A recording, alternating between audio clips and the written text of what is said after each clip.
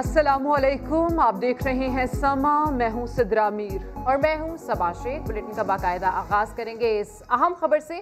आपको बताएं कि भारत फॉल्स फ्लैग ऑपरेशन की गलती भी ना करे, मुंह तोड़ जवाब दिया जाएगा। वजीर आजम इमरान खान ने मोदी सरकार को खबरदार कर दिया। ट्वीट में कहा कि भारत ने अक़वाम मुत्तहिदा मुबस्सिर मिशन की गाड़ी पर फायरिंग करके आलमी कवानीन की खिलाफ वर्जी की है। वजीर आजम की जानिब से ये वाज़ेह पैगाम दे दिया गया है। वजीर आजम ने कहा है कि आलमी बरादरी को फॉल्स फ्लैग ऑपरेशन के हवाले से मुतनब्बे कर दिया है। भारत 2020 में 3000 बार LOC पर जंग बंदी मुआहिदे की भी खिलाफ वर्जी कर चुका है। वजीर आजम पाकिस्तान इमरान खान ने ये वाज़ेह पैगाम दिया है कि भारत फॉल्स फ्लैग ऑपरेशन की गलती भी ना करे, मुंह तोड़ जवाब दिया जाएगा। वजीर आजम इमरान खान ने मोदी सरकार को खबरदार कर दिया। ट्वीट में कहा कि भारत ने अक़वाम मुत्तहिदा की मुबस्सिरीन मिशन की गाड़ी पर फायरिंग करके आलमी कवानीन की खिलाफ वर्जी की है। बिल्कुल, भारत फॉल्स फ्लैग ऑपरेशन की गलती भी ना करे, इसका मुंह तोड़ जवाब दिया जाएगा। वजीर आजम इमरान खान ने मोदी सरकार को खबरदार कर दिया है। अपने ट्वीट में कहा है कि भारत ने अक़वाम मुत्तहिदा मुबस्सिर मिशन की गाड़ी पर फायरिंग करके आलमी कवानीन की खिलाफ वर्जी की है, जबकि भारत ने अक़वाम मुत्तहिदा के झंडे और निशान के बावजूद गाड़ी को निशाना बनाया। वजीर आजम ने कहा है कि आलमी बरादरी को फॉल्स फ्लैग ऑपरेशन के हवाले से मुतनब्बे करते हैं। भारत 2020 में 3000 बार LOC पर जंग बंदी मुआहिदे की खिलाफ वर्जी कर चुका है। इसी पर बात करेंगे। डिफेंस एनालिस्ट हमारे साथ ब्रिगेडियर रिटायर्ड हारिस नवाज साहब मौजूद हैं। हारिस नवाज साहब, एक तो भारत की जानिब से आलमी मुबस्सिरीन की गाड़ी पर यह हमला, उसके बाद ना किसी किस्म की शर्मिंदगी, ना निदामत, उल्टा लिहाज भी ना भारत ने रखा। पाकिस्तान ने तो अपना एहतजाज रिकॉर्ड करवाया है। अब आलमी बिरादरी को इस पर किस तरह से नोटिस लेना होगा?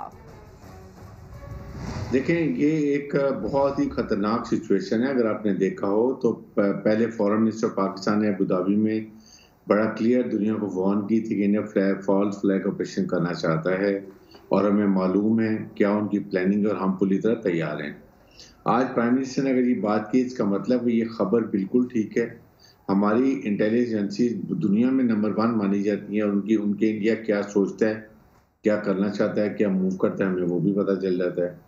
तो आई थिंक इस वक्त प्राइम मिनिस्टर पाकिस्तान ने बड़ी क्लियर वार्निंग दी है पूरी वर्ल्ड को और इंडिया को खास तौर पे कि कोई ऑपरेशन करने से पहले, कोई मिस एडवेंचर करने से पहले 27 फरवरी को याद रखना, जो तुम्हारा हमने हाल किया था, जिस तरीके से हमारी मुसल्लह फौज ने तुम लोग को मुंह तोड़ जवाब दिया, तुम्हारा मुंह काला किया इंडिया का, 2 जहाज गिराए, पायलट पकड़ा, उसको छोड़ दिया अमन का पैगाम देते हुए। लेकिन बात यह कि यही बात हम हमेशा करते हैं कि अमन को कमजोरी मत समझें। अमन मीन हम चाहते हैं अमन खत्ते में, लेकिन इसको एक हद तक हम चाहते हैं, उसके आगे फिर हम इनके मुंह तोड़ जवाब ऐसा देंगे कि इनको याद रहेगा। इसलिए कि देखिए, प्रॉब्लम ये कि इंडिया को लद्दाख में कितनी मार पड़ी चाइना से, कश्मीरी नौजवान इंडिया की फौज को मार रहे हैं, फिर माइनॉरिटीज इशू हो गया, फिर CAA NRC आ गया और अब सिख किसान की जो मूवमेंट चल पड़ी है। ये पूरी इंडिया के अवाम अब इस हुकूमत से मुतनफर हो गए, उनका कॉन्फिडेंस खत्म हो गया है। Moderate Hindu, journalist, even media में भी इनके खिलाफ बातें शुरू हो गई हैं। अब उनके पास एक ऑप्शन है जो हम बात करें, प्राइम मिनिस्टर ने बात की है, फॉरेन मिनिस्टर ने बात की है, इंडिया किसी वक्त भी कोई फ्लैग ऑपरेशन कर सकता है अपने अवाम के टेंशन डाइवर्ट करने के लिए और दुनिया को ये बताने के लिए शायद पाकिस्तान ने कोई ओवर एक्ट किया। जी बिल्कुल, आप हमारे साथ मौजूद रहिए। इस वक्त हमें ज्वाइन किया है मुआविन ख़ुसूसी वज़ीर आज़म मुईज़ यूसुफ साहब ने। बहुत शुक्रिया सर, आपने समा के लिए वक्त निकाला। सर, अब जिस तरीके से भारत की हर्जा सराई सामने आई है और अब तो हद हो गई है कि अक़वाम मुत्तहिदा मुबस्सिर मिशन की गाड़ी पर फायरिंग की गई, इस पर क्या कहेंगे आप? देखिए जी, बात यह है कि हम बड़ी देर से बहैसियत हुकूमत, बहैसियत पाकिस्तान ये बात कर रहे हैं कि हिंदुस्तान एक अपने आप को एक खुदकुश बम्बार की तरह जो है वो एक माफिया बन गया है। हर एक को नुकसान पहुंचाना चाह रहा है, अपने आप को अंदरूनी तौर पे नुकसान पहुंचा रहा है और उनसे कोई बाइद नहीं कुछ भी कर गुजरे। तो अब पहले दुनिया हमें ये कहती थी कि जी ये तो पाकिस्तान बात कर रहा है, जाहिर बात है पाकिस्तान तो हिंदुस्तान के खिलाफ बात करेगा। फिर हमने पूरा डोसियर दे दिया, उसके बाद खामोशी हुई, हिंदुस्तान में जवाब न दे सके, दुनिया के पास अब एविडेंस आ गया। फिर अल्लाह का करना ये हुआ कि इन्फो लैब की, उसी वक्त कुछ दिनों बाद इंफॉर्मेशन आ गई। इंफॉर्मेशन तो हमारे पास पहले भी थी, हम तो ये बात कर रहे हैं हाइब्रिड वॉरफेयर की, लेकिन बहरहाल अब एक तीसरी इंडिपेंडेंट फोर्स ने क्लियरली बता दिया कि ये न सिर्फ एक माफिया है, क्रिमिनल माफिया है, रोग स्टेट है, क्या क्या कर रही है दुनिया के 116 मुल्क में प्रोपेगेंडा पाकिस्तान के खिलाफ। फिर हमारे पास ये इन्फॉर्मेशन भी आती रहती है कि वो कुछ सोच रहे हैं, कर रहे हैं, लेकिन अब स्पेसिफिक इन्फॉर्मेशन आ गई कि उनके क्या अज़ाइम है, वो हमने पब्लिक कर दिया और दुनिया के उन ममालिक को भी बता दिया जिनसे वो कोशिश कर रहे थे कि उनको कोई शाबाश मिले, कोई उनको अप्रूवल मिले। तो वो भी बात अब बेनकाब हो गई, वो भी नहीं कर सकते। तो अब एक के बाद एक चीज आपके सामने आ रही है, तो कब दुनिया जागेगी और कब उनको ये रियलाइजेशन होगी कि ये लाइबिलिटी है मुल्क उनके लिए भी जिनको अपना हलीफ समझते हैं। ये बातें तो करते हैं काउंटरवेट टू चाइना, तो ये ऐसा हिंदुस्तान तो अपना ही काउंटर सिर्फ कर सकता है। अभी चाइना से जो मार खाई है, पिछले साल हमारे साथ कोशिश की और उसका नतीजा अल्लाह ताला की मदद से जो निकला, तो क्या दोबारा अपनी बेइज्जती कराना चाहते हैं? क्या मेरी तो समझ से बाहर है। मतलब है कि होश खो बैठे हैं, क्या हुआ है? बहरहाल कोशिश करनी है, तशरीफ लाएं, लेकिन कर नहीं सकते, हिम्मत नहीं है। इसीलिए हमने ये बात बाबर कराई पब्लिक की कि जनाब जो आप करना चाह रहे हैं, हमें एक एक चीज उसकी पता है, तो अपना ही नुकसान करेंगे। बहरहाल ये कहने के बावजूद मैं बार बार हर अपने इंटरव्यू, हर बातचीत में ये कहता हूँ कि हम अमन चाहते हैं, हम चाहते हैं ये खित्ता आगे बढ़े, लेकिन जिस तरह के हालात अब हमारे मशरिक में हो गए हैं, जो उनकी सोच है, जो वो कर रहे हैं दुनिया के साथ, बिल्कुल। और मोहित साहब, ये सोच इस बात की अक्कासी भी करती है कि भारत अमन नहीं चाहता है। अब जिस तरह से फॉल्स फ्लैग ऑपरेशन का मुसलसल खदशा जाहिर किया जा रहा है, आज वजीर आजम ने ट्वीट भी किया और मोदी सरकार को खबरदार भी किया। क्या कहेंगे आप, अगर इस दफा भारत कोई ऐसी ओछी हरकत करता है तो हमारा जवाब क्या 27 फरवरी से ज्यादा सख्त हो सकता है? देखिए, बात बिल्कुल मैं वाज़ेह तौर पे ये कह दूं, वज़ीर आज़म साहब की भी ट्वीट आ गई कि 27 फरवरी से ज्यादा या कम की बात नहीं है। बात ये है कि हमारे तो सब्र का पैमाना लबरेज हो चुका है, जो LOC पे रोज हो रहा है। तो ये नहीं है कि 27 फरवरी से हिंदुस्तान बैठा हुआ है और कोई गलत इकदाम नहीं उठाया, वो तो रोज हो रहा है और हम वहां भी जवाब दे रहे हैं, मजबूरन दे रहे हैं। और वहां भी उनके साथ जो हो रहा है वो उनको मालूम है, हम बताएंगे कभी नहीं दुनिया को। लेकिन अगर उससे आगे बढ़ के ये कोई करने की कोशिश करेंगे तो 27 फरवरी तो मार्कर नहीं है। मार्कर तो ये है कि ऐसा जवाब आए कि उसके बाद दोबारा आंखें ना उठा सके। तो बहरहाल एक बदकिस्मती से बिल्कुल पिटाई पे उतरे हुए हैं, हालात उनके खराब से खराब तर हो रहे हैं, तो वो बौखलाए हुआ जिस तरह एक शख्स बिहेव करता है वैसे कर रहे हैं। उनके हक में बेहतर है कि अकल के नाखुन लें, बाकी अल्लाह ताला उनको हिदायत दे। जी ठीक है, बहुत शुक्रिया। मामले खुसूसी वज़ीर आज़म मुईद यूसुफ इस वक्त समा से गुफ्तगू कर रहे थे। इस वक्त हमारे साथ मौजूद हैं ब्रिगेडियर रिटायर्ड हारिस नवाज साहब। सर, आप भी सुन रहे थे कि मुईद यूसुफ साहब जिस तरीके से कह रहे थे कि अब बिल्कुल वोकल होने की ज़रूरत है, अब स्टैंड लेने की ज़रूरत है, ऐसा जवाब दिया जाए कि दोबारा ये जो मामूल बन गया है LOC पर ये ना हो। तो सर, जिस तरीके से पाकिस्तान ने पहले भी भारत को वार्निंग दी है, लेकिन अब UN की गाड़ी पर भी हमला किया गया है, तो इंतहा हो गई है। क्या लगता है आपको, क्या करना चाहिए? देखें, पाकिस्तान को बिल्कुल जो हम करें सफारती तौर पे प्राइम मिनिस्टर पाकिस्तान ने दुनिया को बता दिया, यूनाइटेड नेशन को बता दिया, फिर फॉरेन मिनिस्टर ने बता दिया, इस्लामिक ममालिक को बता दिया, इस्लामिक मुल्क में जाके बता दिया। पाकिस्तान ने अपना काम कर लिया। मुसल्लह फौज 24 अलर्ट हैं, वो किसी किस्म की जारियत का मुंह तोड़ जवाब देने के लिए तैयार बैठे हैं। फिर हमारी फौज जो है वो बैटल हार्डन्ड है and we are fully well trained, और हम इंडिया की अनट्रेन्ड अनप्रोफेशनल फौज को सही तरीके से इसका जो है मजा चखा सकते हैं। लेकिन साथ ही साथ इस दफा हमारा जवाब बहुत वायलेंट होगा। यही हमने पहले भी बात किया था कि ईंट का जवाब पत्थर से देने का मतलब है कि अगर आप अब फ्लैग ऑपरेशन से करेंगे तो हम ऐसा सख्त जवाब देंगे कि फिर आपकी जरूरत नहीं होगी ना लाइन ऑफ कंट्रोल में फायर करें, और अपने आवाम से आप अपना मुंह छुपाते फिरेंगे जैसे चाइना से मार लगाने के बाद किया था। तो आई थिंक ये बड़े क्लियर अल्फाज हैं, इसके ऊपर अब इंडिया को समझ आनी चाहिए। आपकी फौज कश्मीरियों को मार नहीं सकती, नौजवान मार रहे हैं। आपकी फौज ने इतने चाइना से मार की है, 30-35 से लड़ाई नहीं की है। हमारी वही बैटल हार्डन्ड है। तो आई थिंक इस लिहाज को समझ आनी चाहिए। जी ठीक है, अब अगर भारत को समझ नहीं आई तो हमारा जवाब इंतहाई वायलेंट होगा। इस वक्त हमसे गुफ्तगू कर रहे थे ब्रिगेडियर रिटायर्ड हारिस नवाज साहब, आपका शुक्रिया। भारतीय फोर्सेस ने अक़वाम मुत्तहिदा मुबस्सिरीन की गाड़ी पर जानबूझकर फायरिंग की, शफाफ तहकीकात करवाई जाएं। पाकिस्तान ने अक़वाम मुत्तहिदा से अपील कर दी। 2 रोज पहले चिरीकोट सेक्टर में भारतीय फोर्सेज की अक़वाम मुत्तहिदा के मुबस्सर मिशन की गाड़ी पर फायरिंग का वाकया। पाकिस्तान ने मामला आलमी इदारे के नोटिस में लाते हुए शफाफ तहकीकात का मुतालबा कर दिया। तर्जुमान दफ्तर खारजा के मुताबिक UN सेक्रेटरी जनरल और सलामती कौंसिल के सदर को खतूत अरसाल कर दिए गए। बताया गया कि भारत ने अपने अंदरूनी मामलात से आलमी तवज्जो हटाने के लिए अक़वाम मुत्तहिदा के मुबस्सिरीन की गाड़ी को निशाना बनाया। गाड़ी के ऊपर UN के नुमाया लोगो और नीले झंडे के बावजूद फायरिंग का मतलब ये है कि भारतीय फोर्सेज ने जानबूझकर ये हरकत की। अक़वाम मुत्तहिदा भारतीय हमले की मजम्मत के साथ मोदी सरकार को 2003 के जंगबंदी मुआहदे की पासदारी का पाबंद बनाए। तर्जुमान दफ्तर खारजा ने यह भी बताया कि RSS और BJP की जानिब से फॉल्स फ्लैग ऑपरेशन की तैयारियों की बावसूख इत्तलात हैं, लेकिन दुश्मन किसी गलतफहमी में ना रहे। पाकिस्तान किसी भी अहमकाना मुहिम जुई के जवाब का हक महफूज रखता है। 2020 बच्चों के खिलाफ जिनसी जराइम के हवाले से खौफनाक रहा। लाहौर में 220 वाकयात रिपोर्ट हुए, जबकि 2 बच्चों और 1 बच्ची को कत्ल भी किया गया। कई मासूम अगवा हो गए। रिपोर्ट करेंगे जहांगीर खान।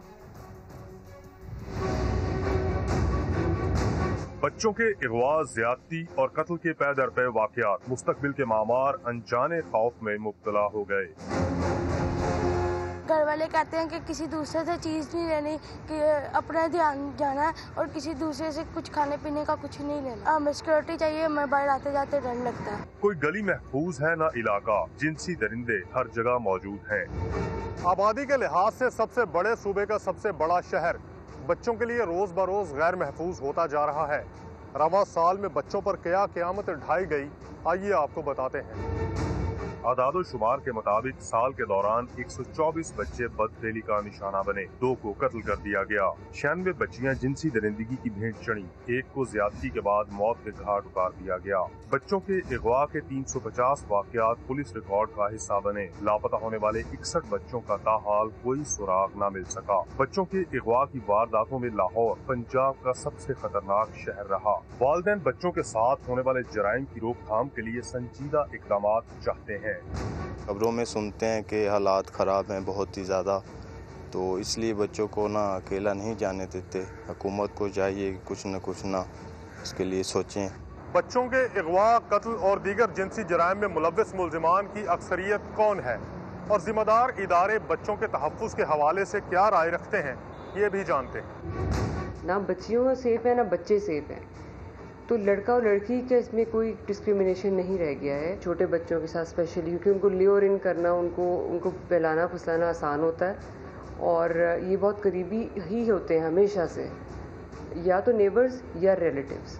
ये बहुत ही सिमिलर प्रोफाइल है। पुलिस का दावा है कि बच्चों के साथ ज्यादती में मुलव्विस 153 मुल्जिमान को गिरफ्तार किया जा चुका है, जबकि 40 केसेस की तफ्तीश जारी है। कैमरामैन लियाकत बशीर के साथ जहांगीर खान, समा, लाहौर। कराची के इलाके कोरंगी नदी से भी नौजवान की तशद्दुद ज़दा लाश मिली है। पुलिस के मुताबिक लाश की शनाख्त मोहम्मद रियाज के नाम से हुई है, जो 4 रोज़ पहले लापता हुआ था। अहले खाना का ये कहना है कि रियाज गधा गाड़ी चलाता है और किसी से कोई दुश्मनी नहीं है। ताहम नामालूम अफराद ने मकतूल रियाज के नंबर से ही फ़ोन करके गैरत के नाम पर कत्ल करने की धमकी दी थी, जिसकी इत्तला पुलिस को दी गई थी।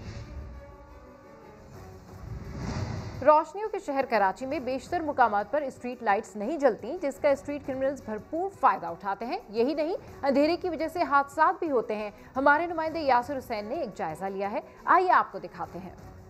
कराची शहर में ऐसी भी कई सड़कें मौजूद हैं जहां हुकूमत ने स्ट्रीट लाइट्स तो लगा दी, मगर उनको रोशन करना भूल गए। अंधेरे की वजह से लोगों को क्या नुकसानात होते हैं और लुटेरों को अंधेरे का कितना फ़ायदा होता है, आइए हम आपको बताते हैं। कराची अब सिर्फ नाम का रोशनियों का शहर है, जहां इकबाल के गुलशन में भी अंधेरा है। गुलशन इकबाल के बेशतर मुकामात पर स्ट्रीट लाइट्स तो मौजूद हैं, मगर इंतजामिया को रोशन करना याद नहीं रहता। रात भर सड़कें अंधेरे में डूबी रहती हैं, जिसकी वजह से कई हादसात रोनुमा होते हैं।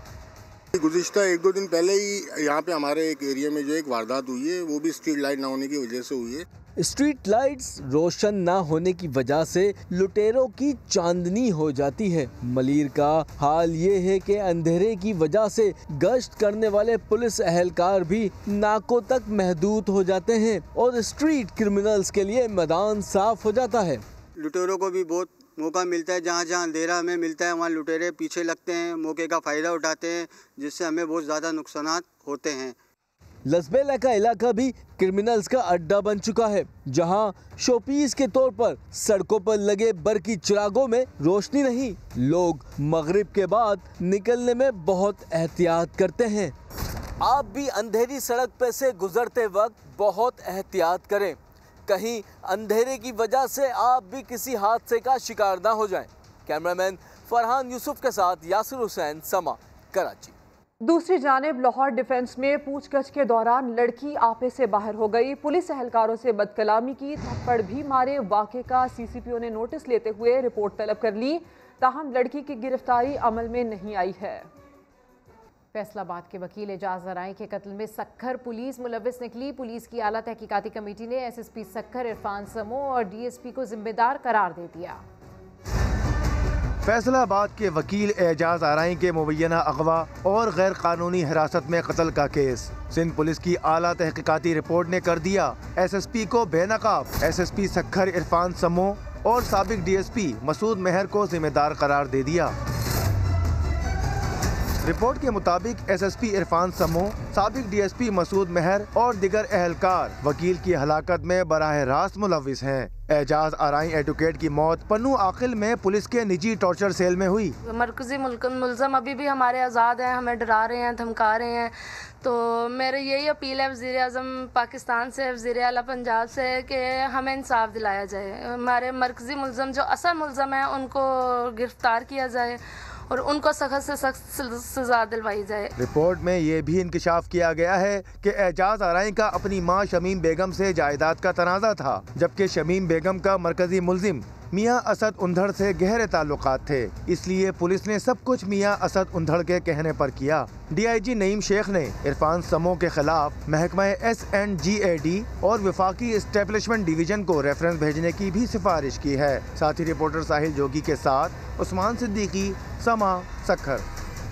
अभी अहम खबर ये कि CDA ने वज़ीर आज़म इमरान खान के बनीगाला के घर का नक्शा मंजूर कर लिया। नक्शा मंजूर करवाने के लिए वज़ीर आज़म ने 12 लाख रुपए जुर्माना भी अदा किया। बात करेंगे अरहम खान से। अरहम, नक्शा मंजूर हो गया, लेकिन इस मामले का ज़रा पस मंज़र भी हमें बताइए। जी बिल्कुल सिद्रा, ये जो नक्शा है वज़ीर आज़म पाकिस्तान इमरान खान के घर का, ये मंजूर कर लिया गया है CDA की जानिब से। और वज़ीर आज़म को जो विदाउट परमिशन जुर्माना था वो तकरीबन 12,06,000 रुपए थे, जो कि वज़ीर आज़म ने अदा कर दिया है। मामला कुछ इस तरह से है कि बनीगाला चूँकि वहाँ पर रेगुलर नहीं था और उसको गैर कानूनी तामीरात कहा जा रहा था वहाँ पर, और अब कुछ अर्से से जब अप्रैल में तकरीबन बिल्डिंग बाय लॉज तब्दील हुए, तो बिल्डिंग बाय लॉज 2020 में तब्दीली आने के बाद जो बनीगाले का इलाका था उसको रेगुलराइज कर दिया है, जिसकी वजह से वज़ीर आज़म इमरान खान का घर भी जो है वो रेगुलर हो गया है। और जो नक्शा था वो भी CDA के बिल्डिंग कंट्रोल डिपार्टमेंट ने मंजूर किया है और जुर्माना अदा करने के बाद ये नक्शा मंजूर किया गया। अरहम, अपडेट करने के लिए आपका शुक्रिया।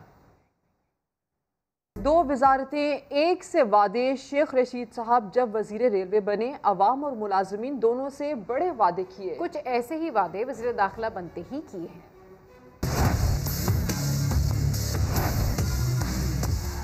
मैं इंशाअल्लाह ताला कौम से वादा करता हूँ, मैं बदला हुआ शेख रशीद हूँ। मैं डंडे वाला वजीर हूँ, मेरा झंडे वाला वजीर नहीं हूँ, मेरे झंडे के पीछे डंडा भी है। रेलवे 5,000 ग्रेड 4 के मुलाजमीन के लिए मेजर सिटीज में क्वार्टर्स या अपार्टमेंट आप उसको कहें। इंटीरियर की टीम को 3 मरले का प्लाट मिलना चाहिए। मुझे 30 दिन का मार्जिन दे दें, 30 दिसंबर तक मैं इस रेट को डबल करूंगा।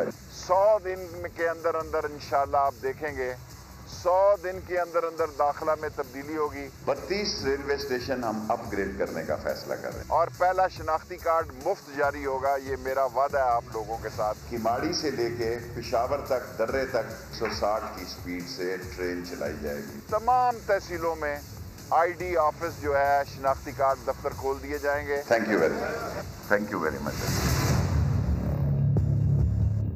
और deputy chairman senate Saleem Mandviwalla का कहना है कि सेनेट इलेक्शन के वक्त कोई भी तब्दील नहीं कर सकता। लाहौर में न्यूज़ कॉन्फ्रेंस में उनका कहना था कि नैब को सेनेट में बुलाएंगे, अगर नहीं आए तो वारंट जारी करेंगे। तमाम इदारे नैब की डायरेक्शन पर चल रहे हैं, इसी तरह चलना है तो फिर दीगर इदारे बंद कर दें।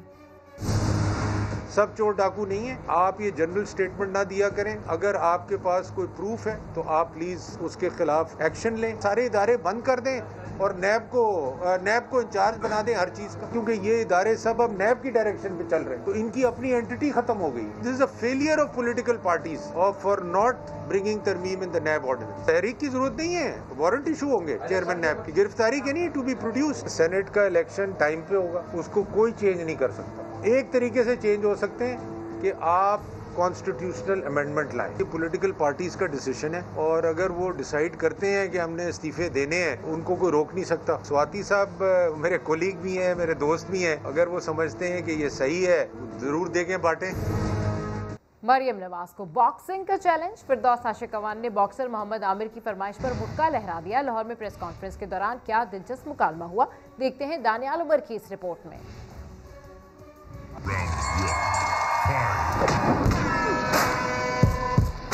लाहौर में प्रेस कॉन्फ्रेंस के दौरान इस्मा बुखारी और मरियम औरंगजेब से मुकाबले का सवाल हुआ तो फिरदौस आशिक अवान ने कहा कैटेगरी मैच नहीं करती।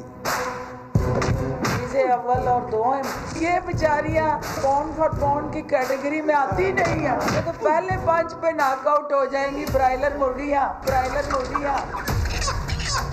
मुकाबला करने के लिए हम पल्ला बॉक्सर चाहिए। बॉक्सर आमिर खान समझ गए मुआविन खुसूसी का इशारा किस तरफ है। मैं प्रमोटर अभी तक एक आमिर खान प्रमोशन हम क्या अनाउंस करेंगे, आपकी फाइट विद मरियम नवाज। और फिरदौस साहिबा ने झट से कहा हो जाए फिर दो मुक्के। I take that challenge. उनसे पूछेंगे वो या पार इंशाल्लाह। I take that challenge. Firdous Ashiq Awan इससे कबल समा को गुफ्तगू में बता चुकी हैं कि कॉलेज के दौर में कई लोगों की पिटाई कर चुकी हैं और माधुर बच्चों के प्रोग्राम में टाइल्स तोड़े तो अभी कुछ ही दिन हुए हैं।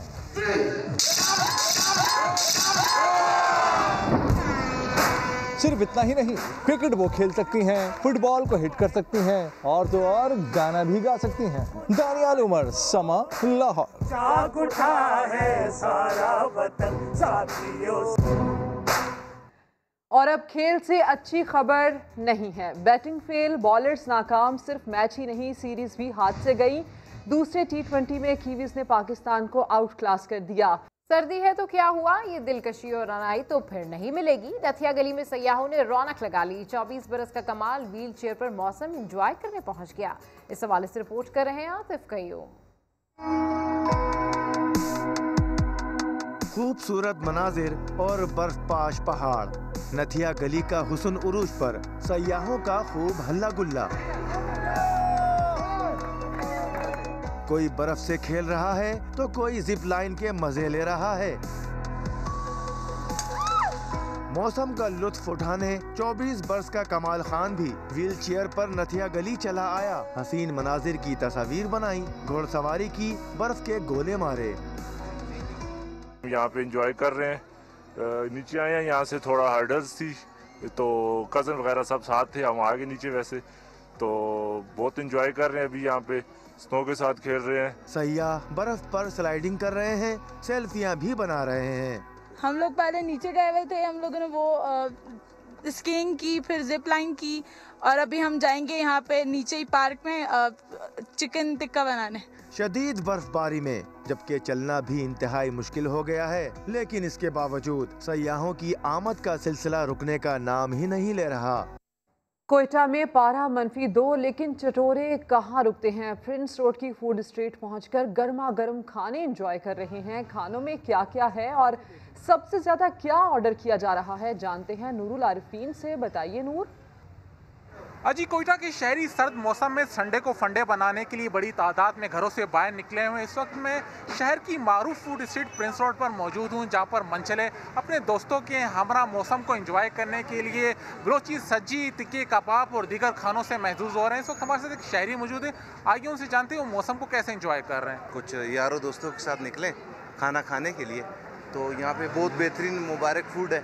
यहाँ पे एक छोटी सी एक गैदरिंग हम लोगों ने दोस्तों के साथ की है, सारे दोस्त हमारे साथ बैठे हुए हैं। तो अजी शहरी तो एंजॉय कर रहे हैं, दूसरी तरफ महकमे मौसमियात का कहना है कोयटा में आज कम से कम दर्जा हरारत -2 है। आइंदा 24 घंटों के दौरान ये सर्दी में मजीद कमी आएगी। जी नूरुल आरफीन अपडेट कर रहे थे, आपका शुक्रिया। तो सवात से सैयद शहाबुद्दीन सैर करा रहे हैं खूबसूरत पहाड़ों की वादी मालम जब्बा की, जहाँ फूड फेस्टिवल सजा है। सर्दी में गरम खाना,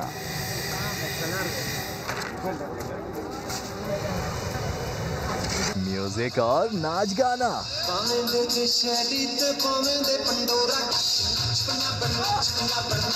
जिंदगी का लुत्फ उठाना तो मालम जब्बा जरूर आना। स्नो फूड फेस्टिवल के मेले में बहुत कुछ है, चपली कबाब, टिक्का, बिरयानी और मीठे में हलवा। फेस्टिवल बहुत अच्छा है, यहाँ के खाने बहुत ज़बरदस्त है और गरम गरम खाने खाकर, बर्फ़ में गरम गरम खाने खाकर बहुत मज़ा आता है।